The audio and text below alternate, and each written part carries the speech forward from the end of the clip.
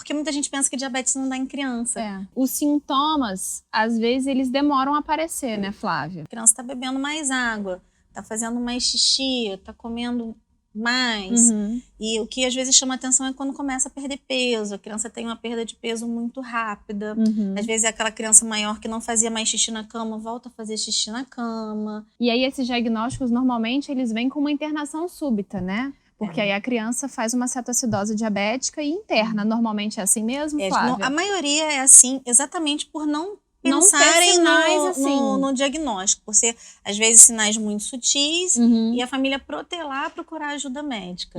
Mas a gente tem feito também muito diagnóstico antes da cetoacidose, exatamente fazendo isso que a gente está fazendo agora, divulgando informação.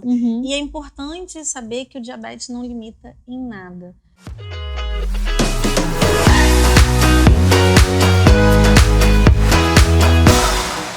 A gente sabe que a diabetes, ela está mais relacionada à questão genética e a alimentação também pode influenciar isso.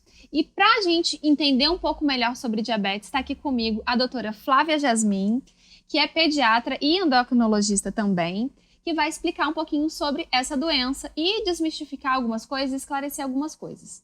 Na infância, o diabetes pode ser revertido somente com a alimentação? A gente tem dois tipos mais frequentes de diabetes, que é o diabetes tipo 1 e o tipo 2.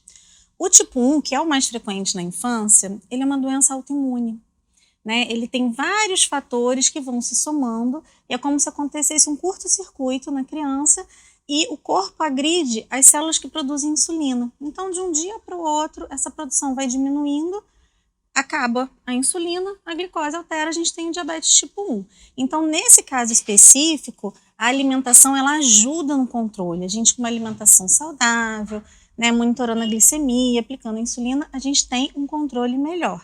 Mas a gente não consegue reverter e nem tratar só com alimentação. O tipo 2, apesar de ter o mesmo nome, diabetes e diabetes, são mecanismos totalmente diferentes. O tipo 2, ele geralmente tem um padrão familiar muito grande, são vários familiares que têm diabetes. E ele não se desenvolve pela falta de insulina, ele se envolve como uma complicação da obesidade, que vai desenvolver uma resistência insulínica, e aí para o corpo conseguir vencer essa resistência, ele produz muito insulina e uma hora não consegue mais vencer. E aí a glicose altera, como no diabetes tipo 1, mas por um excesso de insulina, por não conseguir vencer isso. Nesse caso, a alimentação é fundamental, porque se a gente consegue reverter o quadro de obesidade, transformar esse dia a dia mais saudável, a gente pode conseguir reverter esse diabetes. Então tem o mesmo nome, mas são bem diferentes. Bem diferentes, exatamente. Flávia, a gente falou aqui que a principal causa é o diabetes tipo 1. Sim, né? Sim. E é possível uma criança ter diabetes tipo 1, mesmo que os pais não tenham diabetes tipo 1? Sim, na verdade é muito mais frequente que na família não tenha outros casos de diabetes tipo 1. Né? O pai, quando ele é diabético tipo 1, não tipo 2, ele tem uma chance um pouco maior do que a população que não é diabética do seu filho ter diabetes tipo 1, mas não é uma diferença tão significativa.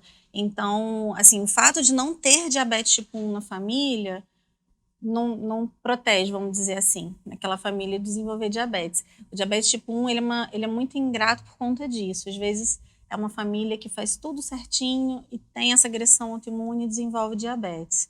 E às vezes a família que não é tão certinha, que tem casos de diabetes, pode não ter nenhuma criança com diabetes tipo 1. E como que é esse diagnóstico para os pacientes e para os pais? Sim, todo o diagnóstico de doença crônica é complicado, porque o diabetes tipo 1, ele não tem cura. Ele vai ter controle, ele não vai atrapalhar a vida da criança, desde que a família aceite e busque conhecimento para melhorar o dia a dia dessa criança. Então, é um impacto muito grande você ter um filho com um problema de saúde que ele vai ter que conviver o resto da vida. Então, é bem difícil para os pais. Às vezes a gente vê assim, duas posições diferentes de família. Aquela família que aceita e vai estudar, procura saber sobre tudo, e aí a gente consegue evoluir o tratamento para ser o mais confortável para aquela família possível. E a família que às vezes não aceita, né? E é difícil você lidar com uma situação que a gente não aceita. Se a gente não vê um problema, a gente não consegue buscar a solução. Então, a aceitação, o conhecimento, buscar outras famílias, outros pais, outras crianças que passam por esse mesmo dia a dia, ajuda muito. E hoje, com as redes sociais, a gente tem vários blogueiros diabéticos, né? Inclusive crianças diabéticas que passam o dia a dia delas no Instagram, nas redes sociais como um todo. Então, acho que isso traz um acalento de você descobrir que tem pessoas que tiveram diagnóstico de diabetes com 2 aninhos e hoje têm 50 anos, uma vida muito saudável, né? Eu acho que isso acalenta, para principalmente entender que o diabetes não é limitante. O diabetes tipo 1, o paciente, a única coisa que ele não pode fazer é produzir insulina. O resto, ele vai fazer tudo. A gente tem diabéticos artistas, a gente tem diabéticos atletas, médicos, advogados, em todas as profissões, né? Então, não tem que pensar como uma limitação. Eu vejo também algumas campanhas em rede social de algumas pessoas aplicando insulina na rua. Já viu? Sim. Para poder naturalizar ainda mais isso, né? Não, isso, acho que hoje em dia, com uma coisa boa das redes sociais é isso. É você naturalizar isso. Você encorajar vê que você as não pessoas é o também, exatamente. Porque quando recebe um diagnóstico desse, a primeira coisa que a família pensa é que isso aconteceu com ela. Porque na família dela geralmente não tem. Por que isso aconteceu comigo? O que eu fiz de errado? E nesse caso específico, não necessariamente fez nada de errado. Né? A doença autoimune é muito assim, né? Eu faço muito um paralelo com o vitiligo, porque ele é visual, né? As pessoas perdem o pigmento da pele e ganham as manchinhas brancas. No diabetes tipo 1, acaba a produção de insulina. E aí a insulina, por ser injetável, ter todo um trabalho para você achar a menor dose para aplicar, ele mexe com muito estigma das pessoas, né? Da injeção, de tudo isso. De medo da injeção. Então, assim, aceitar e vencer esses preconceitos, né? É muito importante. É verdade. E assim, os sintomas, às vezes, eles demoram a aparecer, né, Flávia? E às vezes são sutis, às vezes não é aquela coisa que você pensa naturalmente. A criança está bebendo mais água, está fazendo mais xixi, está comendo mais. E o que às vezes chama atenção é quando começa a perder peso. A criança tem uma perda de peso muito rápida. Às vezes é aquela criança maior que não fazia mais xixi na cama, volta a fazer xixi na cama. Então, vai chamar atenção, mas às vezes até a família achar que é porque muita gente pensa que diabetes não dá em criança. Por conta do tipo 2 ser muito mais frequente, uma doença muito mais de adulto, acha que criança não pode ter. E hoje a gente vê que em menor de 5 anos a frequência está aumentando muito. Verdade. E é onde as pessoas menos pensam, porque acham que é muito pequenininho. E aí esses diagnósticos, normalmente, eles vêm com uma internação súbita, né? Porque aí a criança faz uma cetoacidose diabética e interna. Normalmente é assim mesmo, Flávia? A maioria é assim, exatamente por não pensarem no diagnóstico, por ser, às vezes, sinais muito sutis e a família protelar, procurar ajuda médica. Mas a gente tem feito também muito diagnóstico antes da cetoacidose, exatamente fazendo isso que a gente está fazendo agora, divulgando informação. Poxa, meu filho voltou a fazer xixi na cama, meu filho está emagrecendo, está comendo muito, está emagrecendo, vou procurar o médico. E aí a gente fazer o diagnóstico antes da cetoacidose é muito bom, porque a cetoacidose é um risco, né? De vida, uma internação de UTI, é um quadro mais grave que a gente pode ter dentro do diabetes. Então, divulgar a informação é muito importante. É muito comum, quando tem algum amiguinho, um vizinho que é diabético, a mãe do amiguinho faz o diagnóstico. Nossa, mas está bebendo muita água. Faz aqui um testezinho. E às vezes, quando tem alguém no círculo social daquela pessoa que tem diabetes, às vezes eles percebem um sintoma mais fácil. Mais fácil, né? Ou quando acontece com um amigo, igual você falou. E assim, Flávia, existe algum exame, assim, a gente sabe da glicemia capilar ou do exame de glicemia de jejum. Hemoglobina glicada também é um parâmetro infantil? Sim, também?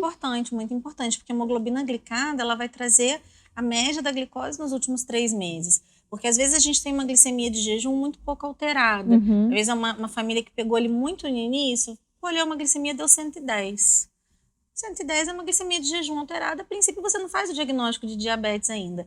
Mas se acompanhado com ela, vier uma hemoglobina glicada de 8, 8,5, mostrando que em outros momentos do dia essa glicose está alta, você já antecipa o diagnóstico também. Então é sempre bom fazer junto com a hemoglobina glicada. Sim, e assim, ainda é muito cultural das pessoas acharem que vai ser somente o doce que vai ser o vilão na diabetes. É isso que eu sempre enfatizo. O açúcar não é o vilão do diabetes tipo 1, né? Na verdade, tudo que é carboidrato, quando a gente come, vira açúcar. Então, não vai comer nenhum carboidrato? A questão não é essa. A questão é que ele não produz insulina. Então, tudo que tem carboidrato que essa criança for comer, a gente vai ter que aplicar insulina para ela. Então, não é você fazer uma restrição que vai resolver. Açúcar faz mal para todo mundo, para quem é diabético, para quem não é. Então, você retirar o açúcar é importante, mas não é isso que vai controlar ou descontrolar o diabetes. Por exemplo, uma criança diabética tipo 1, que faz contagem de carboidrato, né, tem um bom controle, ela vai comer um doce. Só que para aquele doce, uma quantidade alta de carboidrato, ela vai aplicar uma dose maior de insulina. E quando a gente tem esse conhecimento, principalmente com a contagem de carboidrato, ela vai ter os momentos dela de comer o açúcar. Mas não é uma coisa de todo dia, como não deve ser para criança também que não é diabética. Ninguém, para ninguém, né? E assim, a rotina da família muda com esse diagnóstico, né? Porque tem que todo mundo... Acaba que é bom para todo mundo em relação à parte alimentar. É uma mudança positiva, né? Porque hoje, às vezes, as famílias, por essa rotina toda, estão sem horário, né? E a criança com diabetes, a criança, de uma forma geral, ela tem que ter os horários de alimentação, tem que ter aquela rotina. Eu falo muito, assim, para os meus pacientes, ninguém manda você escovar o dente. Você acaba de comer, você vai, fica natural.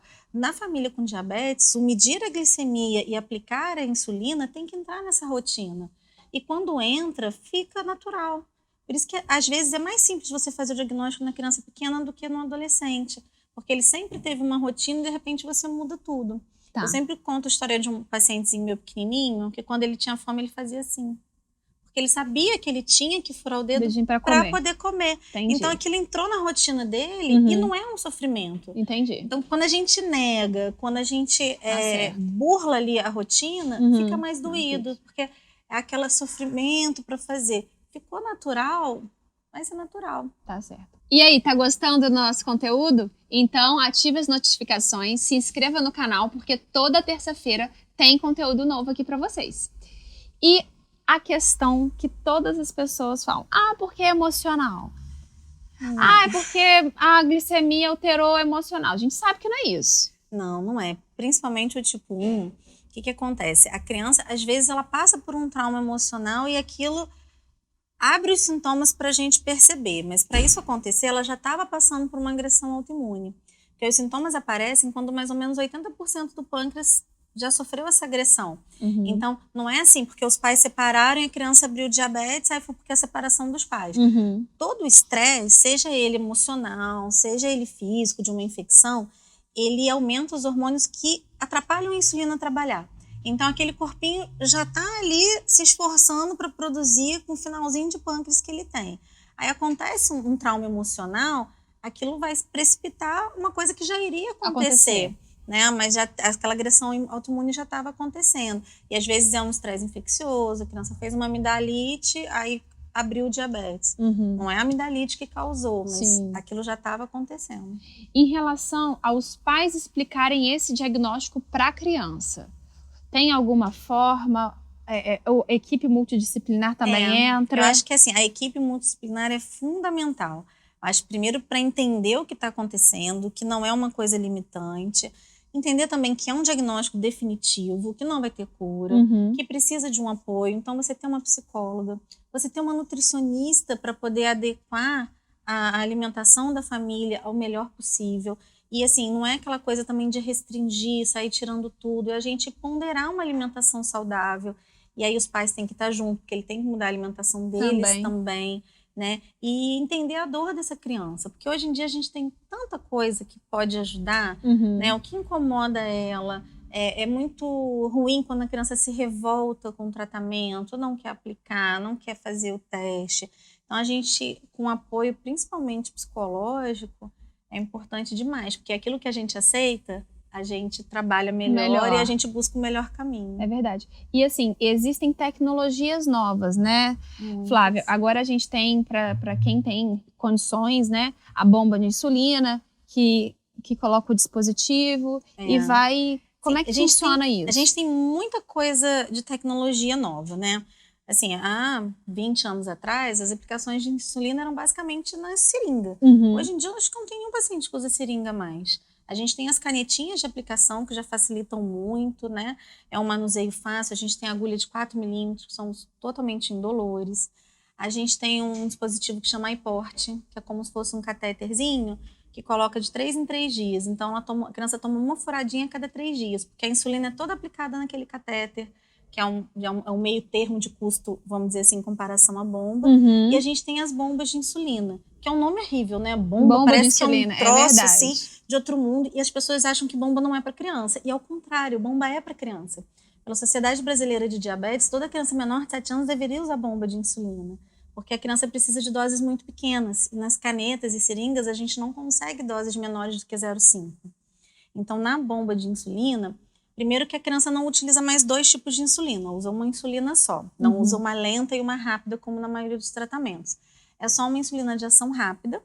A gente faz uma programação na bomba da programação basal nas 24 horas do dia. Então, com uma insulina de ação lenta, você aplica uma dose fixa e você tem uma dose constante nas 24 horas. Com a bomba, não, determina a dose por hora. Então, criança que faz o que a gente chama de fenômeno do amanhecer, que é uma hiperglicemia de manhã, por conta dos hormônios contrarreguladores, mesmo sem comer nada, a gente consegue deixar um basal mais baixinho na madrugada e aumentar de manhã. Entendi. Né? Bem então, personalizada bem personalizada. A terapia, né? Isso para fazer o papel de secreção basal de insulina, como o nosso corpo faz. E na hora das refeições, a criança informa essa bomba a glicose, informa a quantidade de carboidrato que ela vai comer e, devido a uma programação que a gente coloca, né, a bomba calcula quanto de insulina a criança precisa para aquela glicemia e para aquela quantidade de carboidrato que ela vai comer. Muito legal. E infunde direto. Então, é um cateterzinho semelhante ao do iPort, que troca de 3 em 3 dias. Então, a criança ela vai tomar a insulina toda que ela precisa, sem as picadinhas de caneta, de seringa, só com a infusão contínua da bomba. Isso traz um conforto enorme, isso traz um tratamento mais diferenciado, porque tem crianças que você aplica 0,5, é pouco. Se você aplica 1, é muito. A bomba, se você precisar 0,7, ela vai aplicar 0,6, 0,8. Então, para a criança pequena, faz toda a diferença. É verdade. Né? Uma criança de 1 ano, ou seja, você faz 1 unidade de insulina, a criança fica horas fazendo hipoglicemia. É verdade. Então, você precisa desse diferenciado. É verdade. Tem alguma pergunta que é muito comum no consultório, que você vê que os pais têm, assim? Eu acho que é a questão da cura, né? Que infelizmente a gente não tem. E se o filho vai ser normal, se vai conseguir fazer as coisas, se vai conseguir crescer, desenvolver, né? Preocupação de pai e mãe, até quando não é diabético. E é importante saber que o diabetes não limita em nada. Que ele vai crescer, vai desenvolver, vai estudar, vai casar, vai ter filho, da mesma maneira. Inclusive, às vezes a mãe quer super proteger aquela criança porque ela tem uma deficiência, né? Mas é o contrário, a gente tem que encorajar que ele pode fazer tudo. Ele só não pode produzir insulina. E aí a gente tem que ver a melhor forma de oferecer insulina para esse paciente. É verdade. Tá ótimo. Muito obrigada, Flávia, por ter vindo aqui conversar com a gente sobre esse assunto tão relevante e chamar a atenção de tantas mães e famílias para alguns sinaizinhos, né? Ótimo, ótimo. Informação no diabetes é o mais importante. É o mais importante. E então, gente, toda terça-feira tem vídeo novo aqui no canal. Ative as notificações para você ficar por dentro disso. Muito obrigada. Momento Moderna. Toda terça-feira um vídeo novo aqui no canal. Se inscreva, ative o sininho e fique por dentro de todas as novidades. Um oferecimento Drogaria Moderna. Produtos e acessórios para controlar a diabetes você encontra na Drogaria Moderna mais próxima, televendas ou site drogariamoderna.com.br.